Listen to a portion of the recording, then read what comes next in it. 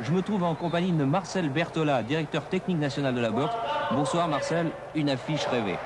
Une affiche rêvée car ce soir nous avons d'anciens champions et de nouveaux champions que nous verrons vraisemblablement aux Jeux Olympiques si Cuba veut bien y participer. Voilà, alors ici en situation sur le tapis, premier combat en 67 kilos opposant Lemos à Kelp.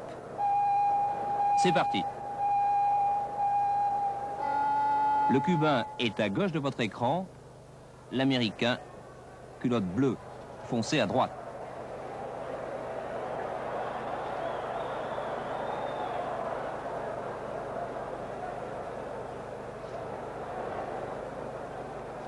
Et tout de suite, nous sommes dans le vif du sujet.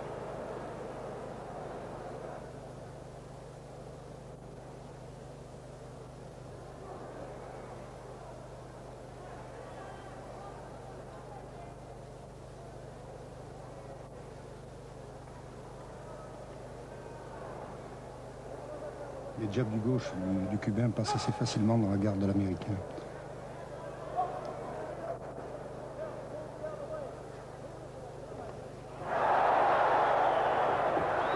Coup irrégulier là du Cubain, hein. Crochet droit, main ouverte. Le combat s'emballe un petit peu. Le Cubain essaie de passer en large crochet, en crosse.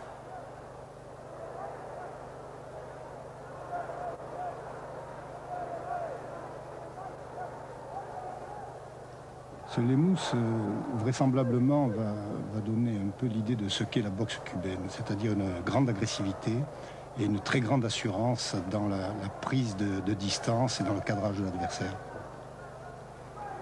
Alors bien sûr, l'éternelle question, on peut déplorer que les Cubains ne passent jamais pro. Et ça nous permettrait un petit peu de voir de très très bons boxeurs face susceptibles d'entamer le leadership, la suprématie de boxeurs comme, je sais pas, les Tyson, les Hearns, les grands boxeurs américains. Il est évident que le fait que les Cubains restent amateurs pose un problème pour la qualité de la boxe professionnelle dans le monde, mais pose un problème aussi pour la qualité de la boxe amateur. C'est-à-dire que restant amateur très longtemps, il règne sur le monde amateur et ne laisse pas s'épanouir de jeunes boxeurs. Oh là, Marcel, je vous interromps car premier knockdown ici de l'Américain Kelp qui va au sol et qui reprend le combat. Ce crochet droit est très fort, mais il est très souvent irrégulier. Deuxième, et oui, un plaquage aux jambes, c'est assez rare.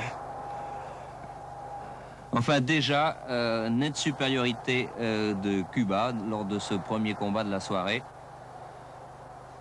Et on peut d'ores et déjà donner le premier point à Cuba et à Lemos. On peut dire quand même qu'il y a une disparité de niveau entre l'Américain et le Cubain. Cet Américain a été touché dès les premières secondes et il n'a pas réagi après le premier crochet.